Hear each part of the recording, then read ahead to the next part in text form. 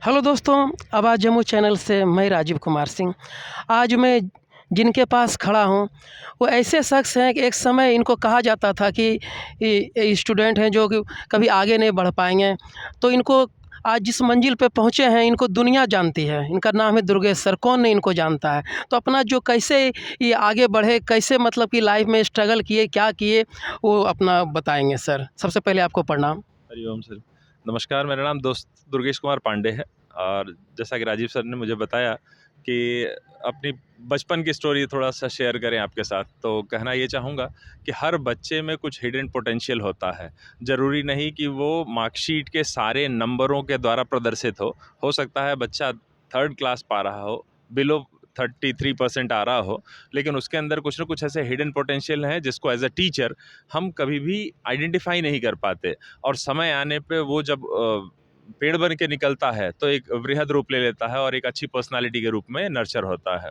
लेकिन कभी कभी गुरुओं के द्वारा भी वो आइडेंटिफाई कर लिया जाता है। और ख़ास करके जो टीचर्स इसको आइडेंटिफाई कर पाते हैं वही टीचर से गुरु बन पाते हैं। तो टीचर और गुरु में बड़ा डिफरेंस होता है। टीचर केवल सिलेबस पूरा करता है, जबकि गुरु बच्चे का जीवन पूरा करता है।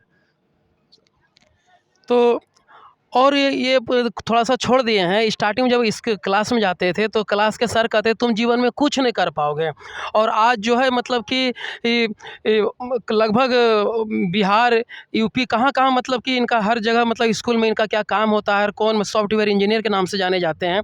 तो कैसे उस टाइम टीचर क्या कहते थे और आज किस मुकाम पे इसके बारे में थोड़ा विशेष से बता दीजिए? जैसा कि आप जानते हैं, मैं सॉफ्टवेयर पेशे से सॉफ्टवेयर इंजीनियर हूँ।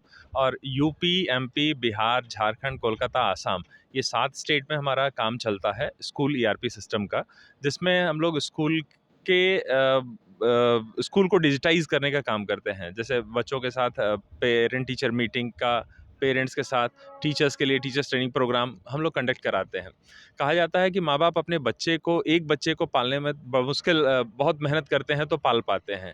यहाँ अध्यापकों के जिम्मे लगभग 30 से 35 बच्चों की जिम्मेदारी होती है, जो अध्यापक उनको हैंडल करता है।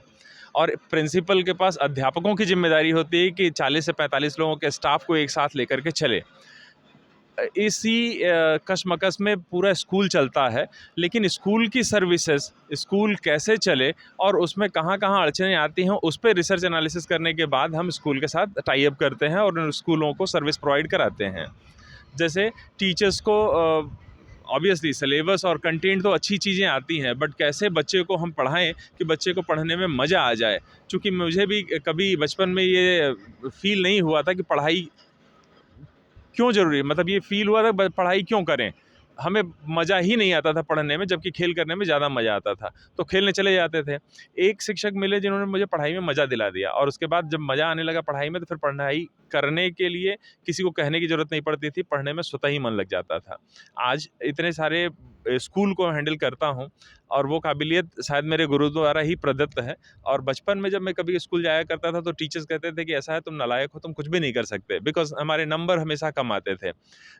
शायद उस समय इन चीज़ों को आइडेंटिफाई नहीं किया जा सकता था कि इंटरपर्सनल और इंट्रापर्सनल स्किल्स क्या होती हैं। तो लोगों के साथ हैंडल करना ये मुझे बहुत बढ़िया तरीके से आता था, लेकिन इसका कोई क्वेश्चन पेपर नहीं होता था जिसके मार्क्स मुझे प्रदर्शित हों।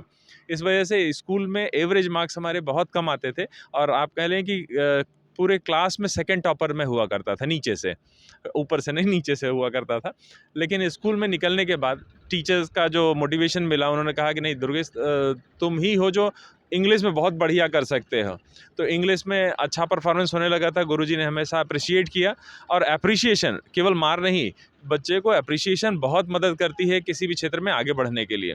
क्योंकि जब बच्चा कबड्डी में खेल रहा होता, तो आप ध्यान दें कि साथी पार्टनर उसको बोलते हैं शाबाश शाबाश, पकड़ ले, और आगे खींच लिया, तो उसके अंदर ताकत मिल जाती है 10 लोगों की। ठीक इसी प्रकार से जब शिक्षक किसी बच्चे को मोटिवेट करता है, तो उसके अंदर की ताकत बढ़ जाती है, और उस प्रकार वो परफॉर्म कर पाएगा। जैसा सर ने बताया था कि अपनी बचपन की स्टोरी बताई, तो उसमें छोटा सा एक कि प्रिंसिपल साहब घूमते हुए आए क्लास में, और सेकंड टॉपर नीचे से होने के नाते उन्होंने कह दिया कि ऐसा है, ये सब पढ़ते उढ़ते नहीं हैं, इसमें केवल 5 बच्चे पढ़ते हैं। तो फर्स्ट टॉपर फिजिक्स वाले बच्चे का नाम था, इंग्लिश सेकंड टॉपर मैथ्स वाले बच्चे का नाम था, साइंस का और अन्य सब्जेक्टों में जो बच्चे टॉपर हुआ करते थे उनका नाम था। अंतिम में उन्होंने कहा कि एक आजकल पांडे जी भी पढ़ने लगे हैं, ये दुर्गेश पांडे कहाँ हैं, खड़े हो जाएं। तो उनकी इस बात ने मुझे झकझोर के रख दिया, क्या मैं वाक़ई पढ़ने वालों में आ गया हूँ? टॉप 5 में मेरा नाम आ रहा है किसी एक सब्जेक्ट में। उसके बाद से अचानक से मेरे 5 दोस्तों की ग्रुपिंग हो गई और फिर मैं उनको सिखाने लगा और वो मुझे सिखाने लगे, और जब मैं निकला क्लास 12th में तो मैं क्लास का सेकंड टॉपर था। तो ये गुरु का एप्रिसिएशन या आशीर्वचन कह लें कि जिन्होंने मुझे आशीर्वाद दे कर के बढ़ाया, और उसके बाद जो कॉन्फिडेंस लेवल बढ़ा कि क्लास में सेकंड टॉपर नीचे से रहने वाला लड़का आज बिजनेस में सेकंड टॉपर है।